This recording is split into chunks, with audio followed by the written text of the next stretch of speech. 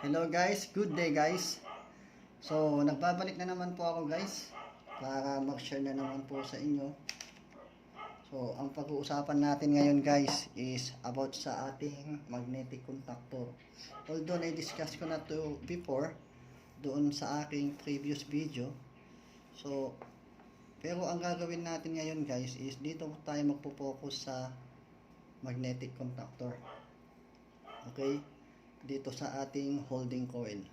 Kung paano ba nag-open na nagko-close itong contact, no? Once na na-energize po yung ating holding coil. So, nabanggit ko din po sa aking video na babaklasin po natin itong ating magnetic contactor para makita natin kung anong nasa loob. Kasi guys, napaka-importante nito guys, no? Kasi yung mga relay, mga magnetic contactor, mga solenoid, mga ganyan, pare-pareho lang po ang function ng mga yan. So, once na na-energize po iyan, magko-close at mag-open po yung contact. Okay? So, buksan po natin to. So, ito guys, tinanggal ko na po yung screw nya guys. Ayan. So, itong portion na to guys, ito po yung minamagnet ng ating coil. Alright? Na kapag ito ay minagnet ng coil guys, okay, meron tayong stationary element doon guys, oh, or stationary ano ba yon, yung contact point natin na nandyan kung nakikita nyo po, no? Okay, at meron din tayong moving contact point. Ito naman po yun. So ngayon ang nangyayari dyan guys, kapag ito may magnet, didikit lang po siya doon guys. So kaya itong open na to guys, magpo-close yan. Okay, at ito rin po ang indication guys na ito ay na magnet kasi yan, ganyan, normally open po yan. Once na na-energize po ang coil natin, ang nangyayari po dyan guys, umamagnet to, umamagnet yan, ididikit niya po ito. Okay, didikit niya po yan. So yun po, once na na-energize po ang coil. So ngayon magpo-focus tayo dito sa ating tinatawag na holding coil. Okay, so ito po yung ating holding coil guys. So kung mapapansin nyo, so yun, no?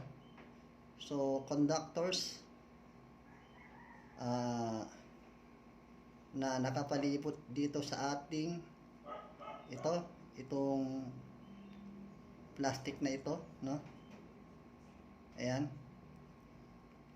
So, ang principle po nito guys, kung bakit po siya nagkakaroon ng magnetism guys, okay, ay dahil po pinadaan po natin ang kuryente dito sa coil. Ngayon guys, imagine niyo po guys, no, doon sa ating napag-aralan when we were in high school, like for example ito, no, ito guys, no, meron kang isang, like for example na wire, okay, insulated wire. Then, i-wrap mo itong metal na to. Okay? Until na ikaw na bahala kung dito lang siya or gusto mo punuin, okay lang. Then, supplyhan mo siya ng DC supply. And then, pansinin mo kung ano mangyayari dito sa metal na ito.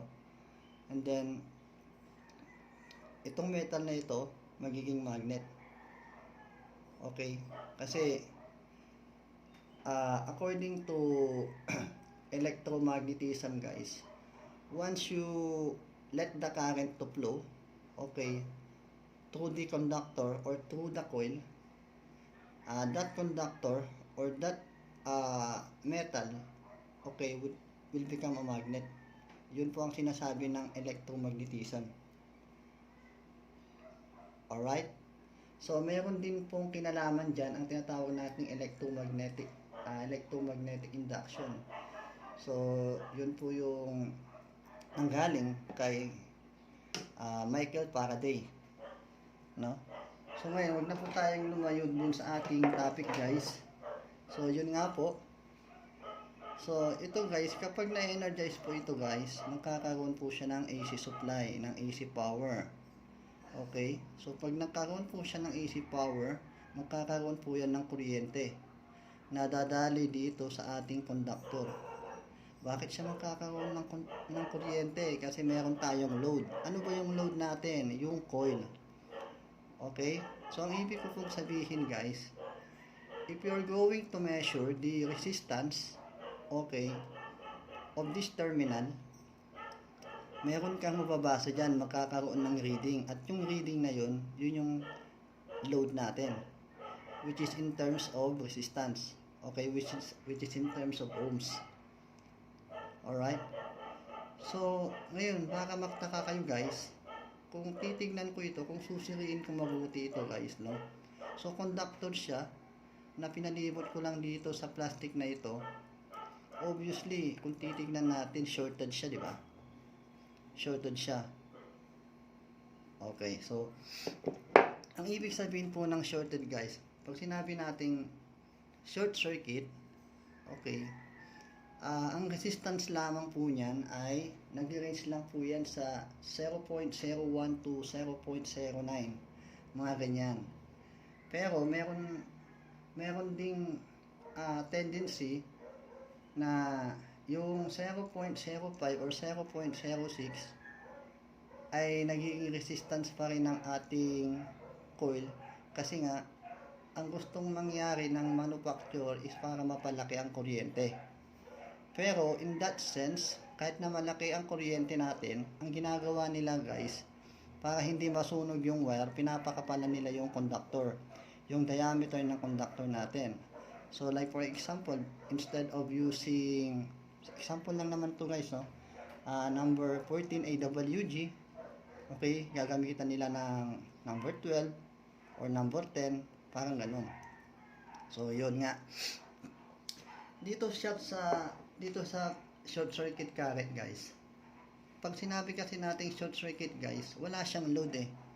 Ibig sabihin guys, it is just like having two conductors, okay, coming from the AC source, then pinagdikit mo siya, then mangyayari, puputok siya, no?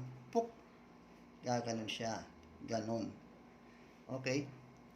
Pero, in this case, meron naman po siyang resistance, no? So, paano po ba siya nagkaroon ng resistance, guys?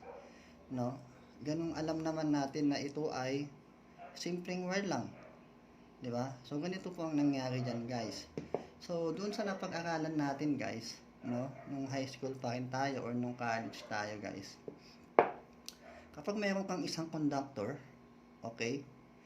Isang insulated conductor or any conductor, pare-pareho lang na diameter, okay? Parehas lang ng resistivity. So, kapag pinalaki mong length, pinahaba mo ng pinahaba ang wire mo, okay, ang tendency niyan guys, tataas din ang resistance. Okay, because resistance and the length of the conductor are directly proportional to each other. So, as the resistance increases, the length of the conductor also increases. Okay, with the same material, no? And also the diameter. So, dapat constant po yun, no? So, ngayon, halimbawa, gumamit ka lang naman ng, kunwari lang naman guys, no? Ng number 14 AWG. Okay, parehas lang na number 14. Then, pinahaba mo ng pinahaba. Halimbawa, meron ka lang na 10 meters.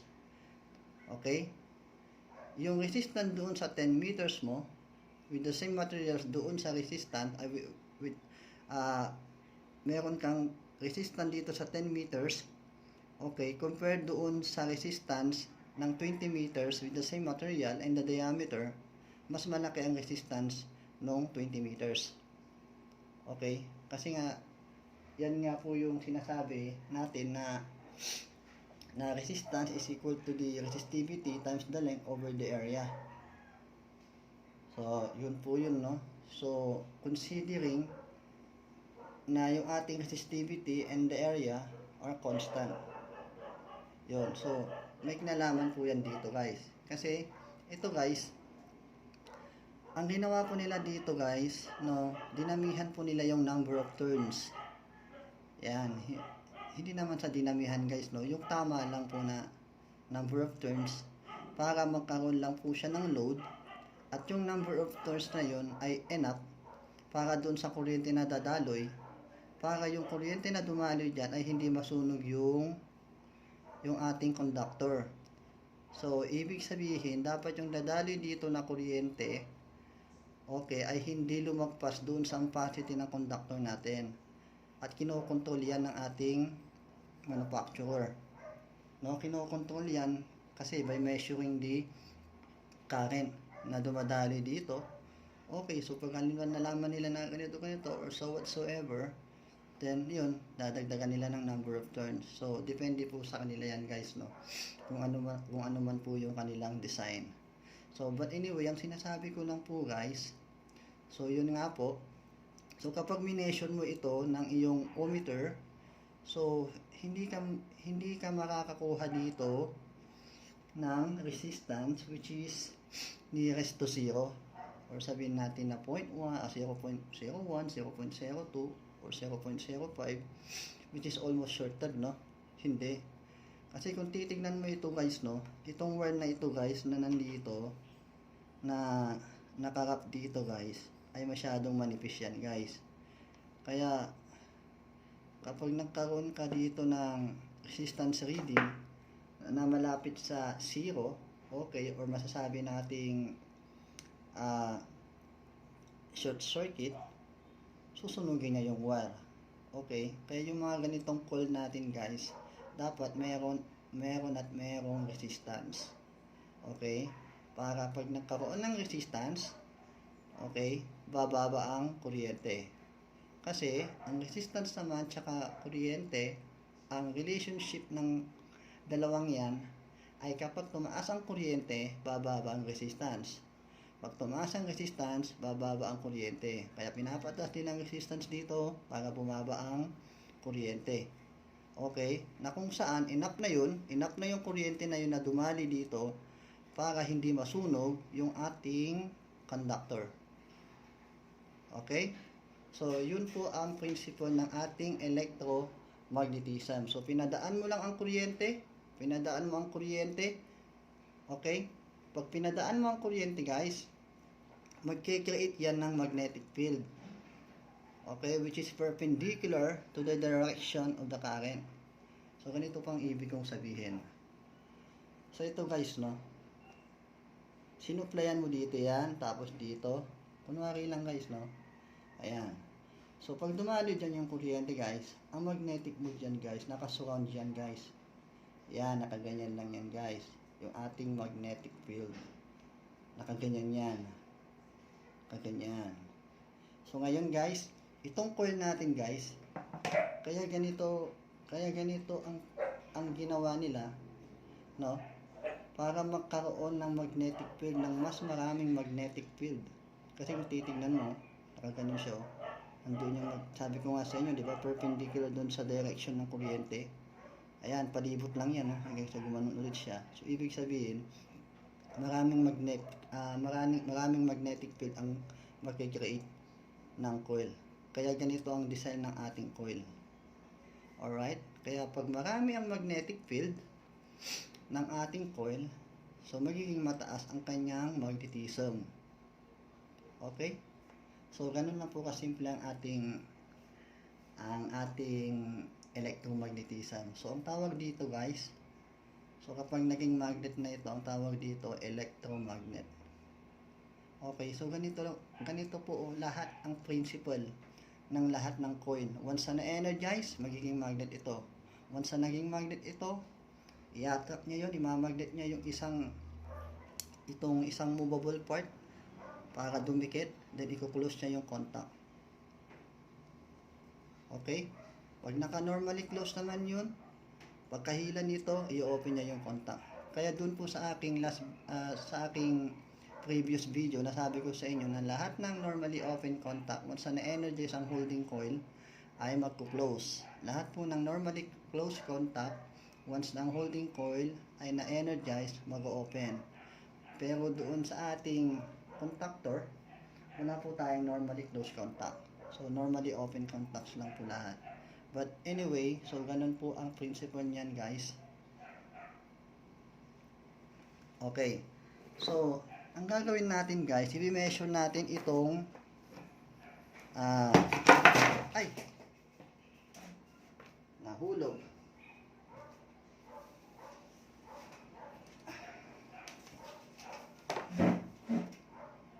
Okay, so i-measure natin ang resistance ng coil, no?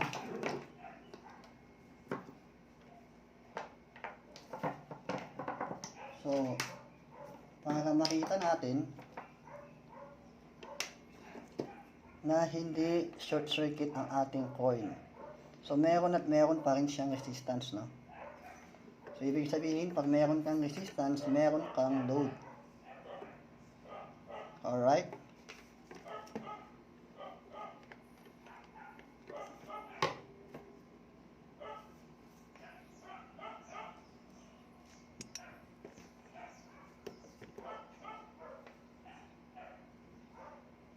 Ayan guys.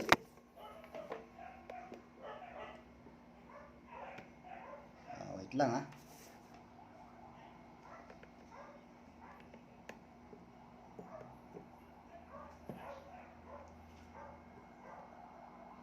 Ayan.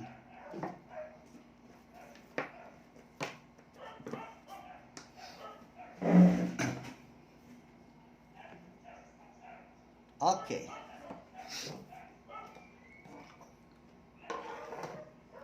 So, ito yung ating coil guys, no?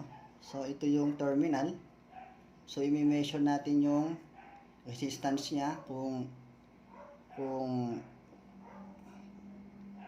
malapit ba siya sa yung sinabi ko sa inyo, malapit ba siya sa 0. Okay, so ano po ba ibig sabihin na malapit sa 0? O, yung mga 0.01, 0.02, 0.03. Yan, kasi yung mga ganyan na mga reading is considered as short circuit, no? Pagdating sa ating coil.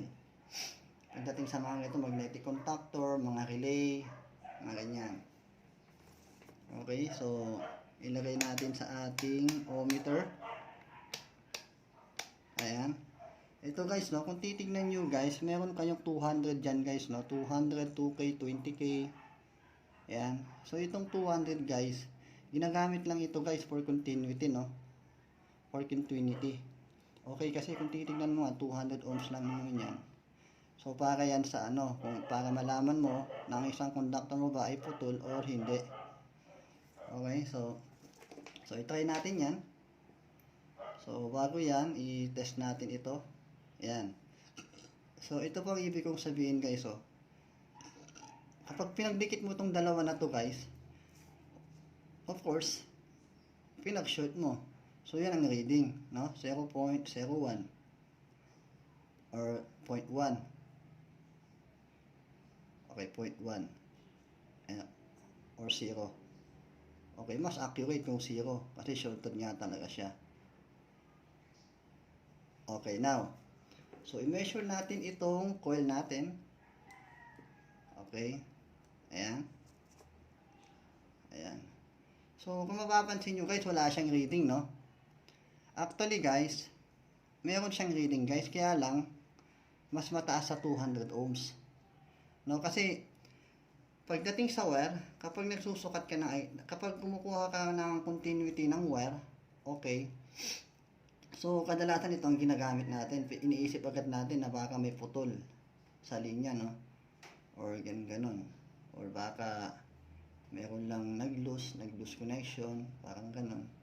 Pero itong 200 na ito guys, ay okay na para gamitin natin doon sa kung meron mang putol or wala. Okay? But dito sa ating coil, no? Magkaiba guys, no? Pag ganyan guys, huwag mong isipin agad na open agad ang wire mo. Okay, naputol ang wire mo. So ilagay mo siya in a higher range. No, so ilagay natin sa 2K. Ayan. So 2K. Ayan guys. So meron na tayong reading na 0.66. 0.67 kilo ohms. So meron tayong reading na 0.67 kilo ohms guys. Okay? Kung gusto mo pang ilagay sa 20k, okay lang din naman yan kasi parehas lang ng magiging reading, no? Sa decimal point lang naman yan, magkakatalo. Yan, so 0.62. Okay?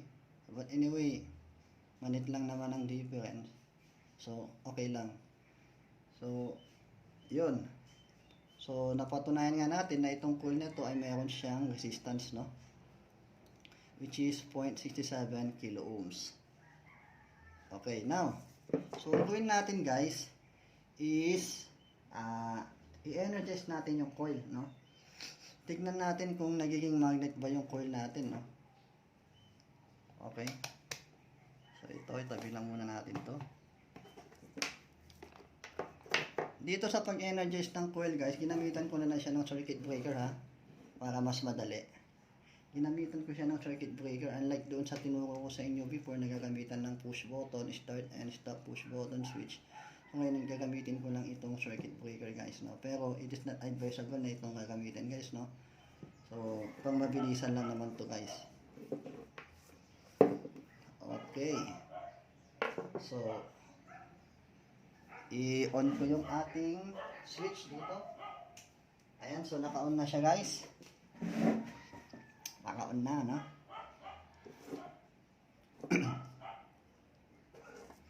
Ayan.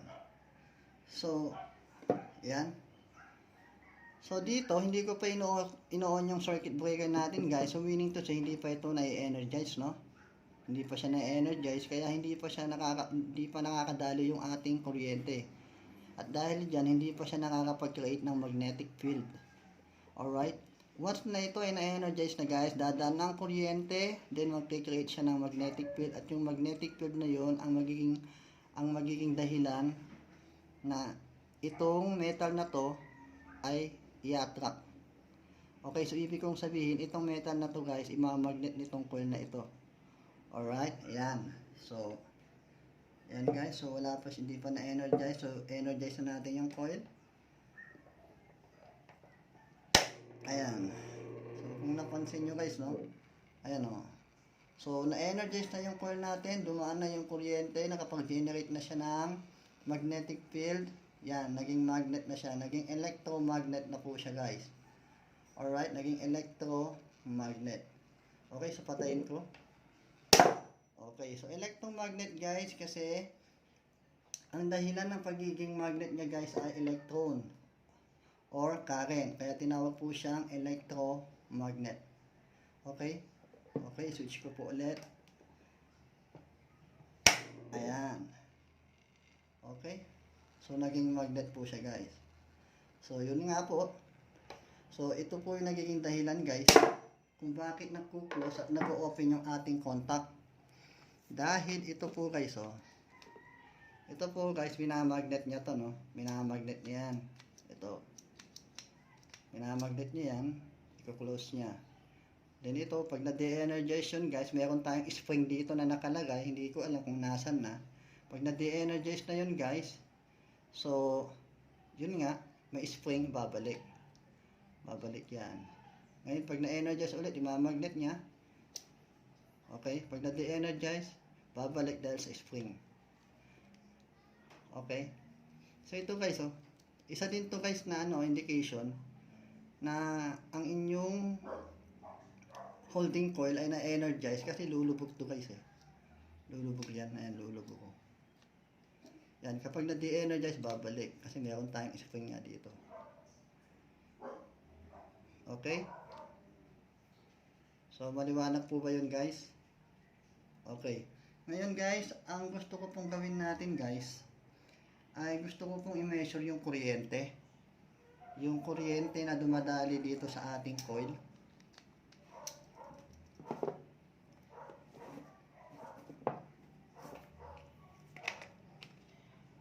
Okay, so ibalik muna natin siya guys, no?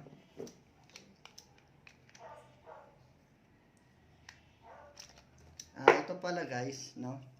One thing pala guys, no? Ito guys, kaya nilagay po nila ito guys. Ayan. Ito nakasuksok siya ng ganyan guys. Para lumakas yung magnetism natin guys. Okay? Kasi nga, di ba, meron tayong magnetic field dyan na nakasurround po dyan sa ating coil. Ayan. Once na, syempre metal po iyan, any metal na malapit po dito guys ay nagiging magnet. So, mas malakas kapag meron po siyang metal na malapit sa kanya. Okay, so ito po yung, ito, didikit po siya doon. Ano, 1, 2, 3, 1, 2, 3. Ayan. Okay? Okay. Okay, so ibalik natin. Then, i-measure natin yung kuryente na dumadaloy dyan.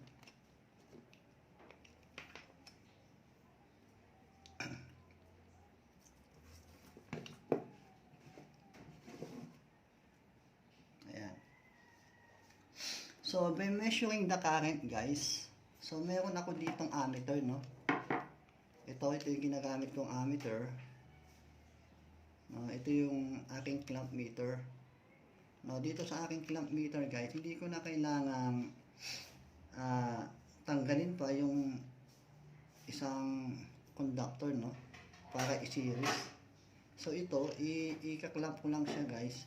I-clamp ko lang po siya doon sa wire, which is perpendicular po doon sa ating conductor, which is perpendicular po doon sa direction ng kuryente. Okay. Kasi meron din pong itong kinalaman sa magnetic field guys, no? Kasi nga di ba ang kuryente guys, nagkikreate yan ng magnetic field, at yun po ang binabasa nitong ating clamp meter. Okay? Yan, pero dapat naka-perpendicular po siya doon sa direction ng kuryente natin guys, ha. Okay, so ipapakita ko na lang sa inyo guys para mas madali nyo pong maintindihan.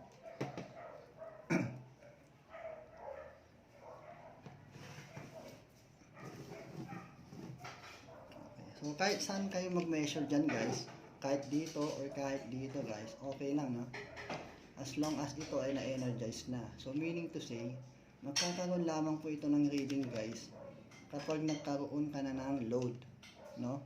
Kahit na yan, tulad nito guys, no? So, ito guys, mayroon na pong supply yan, which is 220 volts. No, kahit i-measure ko yan guys ng aking clamp meters, wala siyang mababasa na kuryente dyan. Okay, kasi hindi pa pumasok yung load mo. Pero once na pumasok na yung load mo guys, doon na siya magdodraw ng kuryente. Okay? Okay. So, ipwesto ko lang ng maganda to para measure mga dito na lang. Paano ba maganda position?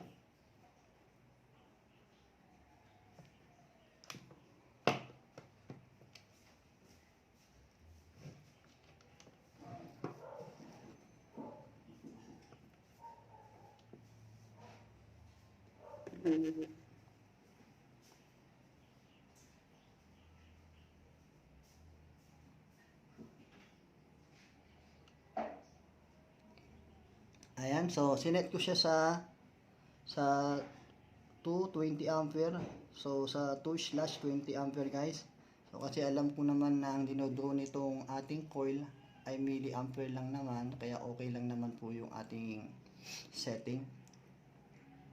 Then, i-on ko na po itong ating circuit breaker guys, no? So pansinin niyo mabuti yung reading ng ating clamp meter. Ayan guys, na-energize na po siya.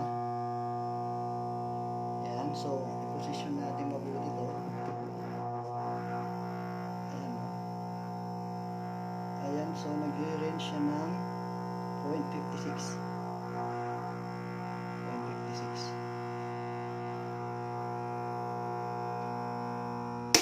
Okay, so ibalik ko lang muna itong takip natin guys, no? Kasi kakaroon kasi ng vibration guys, eh.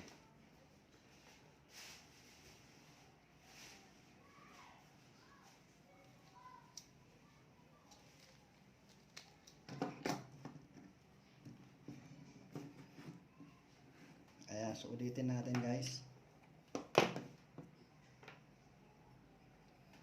Okay, so yun natin.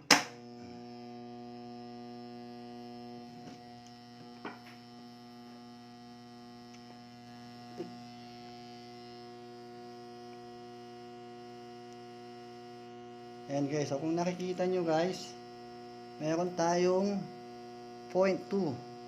Meron tayong 0.2 ampere.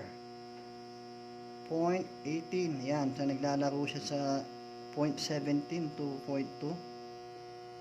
Okay, nakikita nyo ba?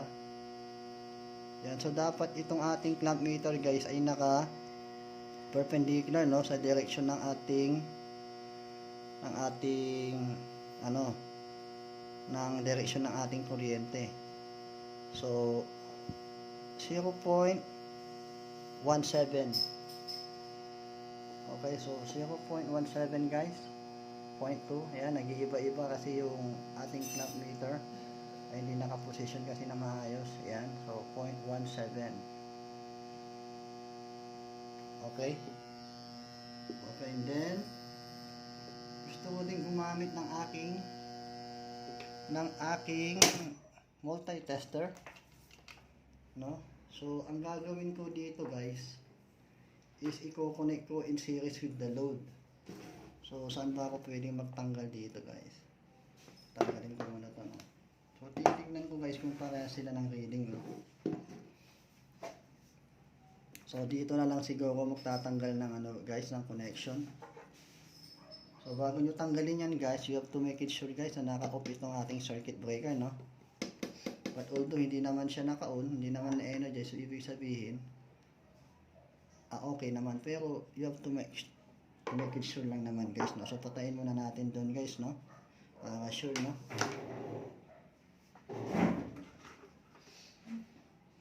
Ayan. So una nating isipin guys, pag nagpe-perform tayo ng mga ganito guys, is safety first. Alright. Ayan, so tanggalin ko ito. Ayan. Then i-connect ko itong aking multimeter, itong aking ammeter. So nasaan ba yung aking clip?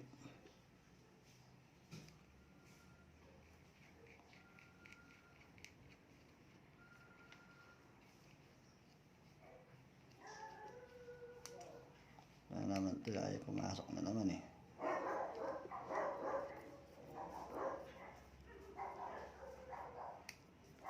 Ayaw talaga. Pasok natin na maayos guys. Dapat di siya pinipilit ipasok talaga eh. Dapat yung pagpasok guys, yung hinay-hinay lang ba? Yan ang gusto niya eh, oh. Tignan mo. Itong gusto niya talagang hinay-hinay na pagpasok guys eh. Okay. So, bago yan guys, itong test probe mo guys, ilagay mo muna siya sa, pag naka-ammeter ka dito sa milliampere.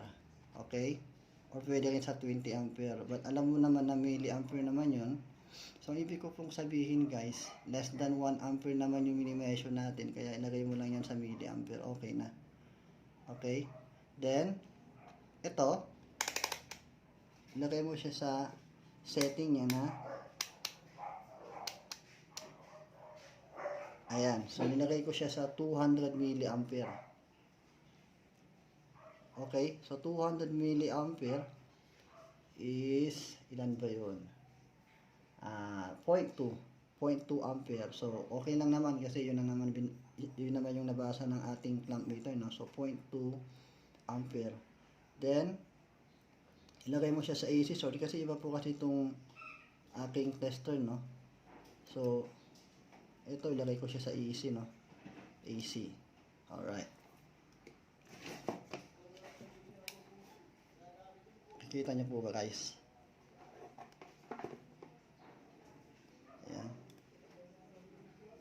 Okay. So kahit saan nyo po ito lagay guys, no? Kasi AC naman tayo kahit saan dito, no? Kahit saan dito sa dinisconnect mo, no? So dito natin ilagay yan. Yan. Tapos yung isa dito. Ayan.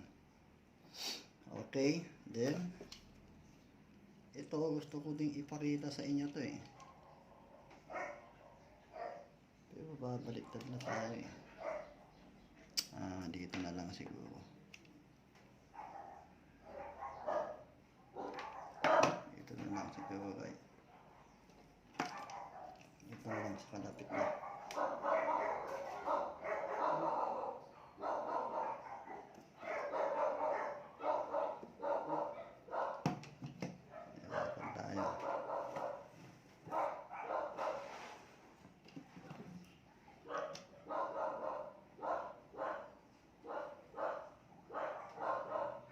Ayan, okay. So switch na natin yung ating AC supply. Okay, so iyon na natin guys, no? Iyon.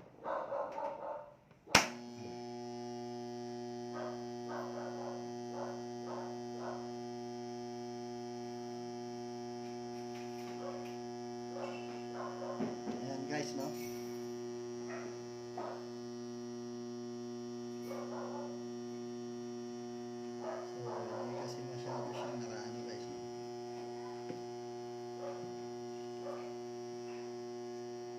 So, ang reading ng isa guys is 24.8, no? Doon sa aking multi-tester, 24.7. Dito naman guys, ang reading natin dito guys is 0.025.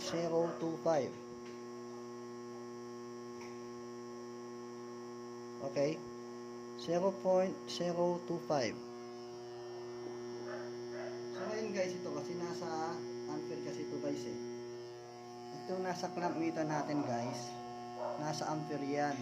So ibig sabihin yan, so since milliampere yung nandito is 24.8 milliampere, ito guys, so bilang ka na dyan yung tatlo, no? So 1, 2, 3. So maging reading mo is 21 or 20, something like that, kasi hindi kasi maayos yung ano natin. So ayusin natin mabuti. Ayan o, ayan. So 24 or 0.024 ampere. So iyop ko na. Ayan. So kung napansin nyo guys, ulitin ko tapos i-hold ko siya, no, para makita nyo ulit ito. So ito, naka-hold na ba yun? Ayan. So pitawan mo siya guys, no. So i-hold ko rin to. Sige. Ito naman.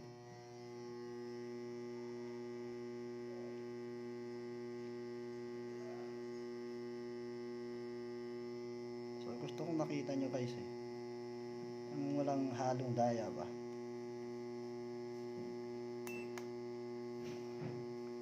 Ayan. Then iyok natin.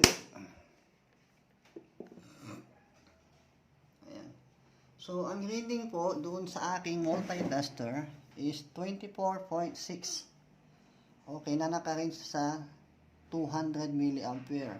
So, yan po ay 24.6 milliampere. Okay? At dito naman po sa aking clamp meter, so ang reading niya ay 0.023 ampere.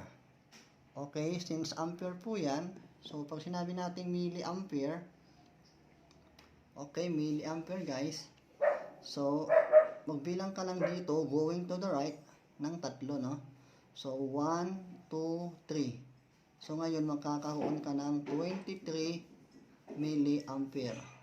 23 milliampere, paiba-iba, minsan 24, 25. Since wala naman pinagkaiba dito sa ating, malit lang naman ang difference, no? So, ibig sabihin, yun nga yung nagpo-flow sa ating coil, 24.6 milliampere. So parehas lang po ang reading ng ating clamp meter tsaka yung ating multimeter. So tinesting ko lang guys, no, kung parehas lang po ang magiging reading niya, no. But anyway, parehas lang naman kasi hindi ko pa kasi na-testing tong aking clamp meter eh, tsaka itong aking multimeter. Kaya sinabay ko na rin po siyang i-testing, no. So ganun lang po yun guys, no? Ganun lang po. Okay. So, tanggalin ko na itong aking tester. So, iyak ko na to.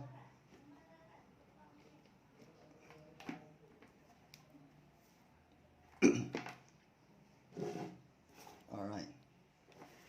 So, yun. So, ganun din po ang paggamit ng ating clamp meter tsaka ng ating multimeter. So, kapag gumamit ka ng clamp meter, guys, kailangan ito ay, gaya nga ng sinabi ko, kailangan ito ay naka-perpendicular sa direction ng kuryente mo para maging more accurate doon sa ating compared doon sa ating, kasi kanina kasi paiba-iba kasi gumagalaw-galaw nga kasi hindi kasi naka-fix yung ano natin yung position niya eh. But anyway, so yun nga, gumagana itong ating clamp meter. Kasi kung titignan mo naman siya dito is manit lang naman po yung difference, no?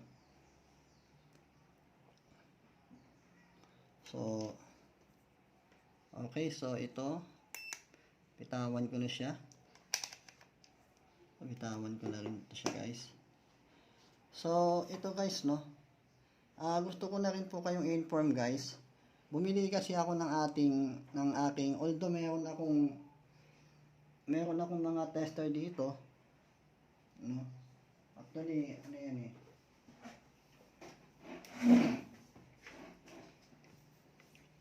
Ito guys. Ito, although meron akong mga tester dito, guys. Bumili ako nitong itong aking tester na ito. Ito. So, ang purpose ko po, guys, so, inform ko na po kayo, guys, no? So, ang binili ko po, guys, is automotive tester, no? Kasi, doon po sa susunod kong mga video, guys, ituturo ko po kasi yung mga electrical components ng ating mga sasakyan, eh. So, hindi ko alam kung saan ako mag-start, doon ba sa motorcycle o doon ba sa four wheels. Hindi ko po alam kung saan muna ako mag-uumpisa, but anyway, so bago po yan, huwag niyo po sanang kalimutang mag-subscribe, i-hit ang notification bell, at pakishare na rin po, pakilike para updated po kayo sa mga videos na aking i-upload.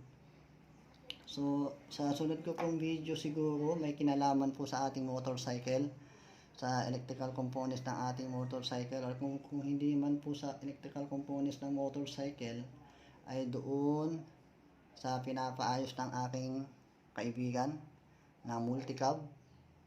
So, kasi pinapa-recondition niya sa akin yung electrical, then isasabay ko na rin po yung aking tutorial doon. Tuturo po sa inyo yung mga gamit ng mga electrical components ng mga sasakyan. Kaya bumili po ako nitong aking tester na ito kasi halos nandito na po lahat kasi, guys, eh. Saka ang in-intention ko po dito, guys, is yung dito sa may tachometer niya, eh. Yun, guys, so hanggang doon na lang muna tayo, guys. Salamat and God bless.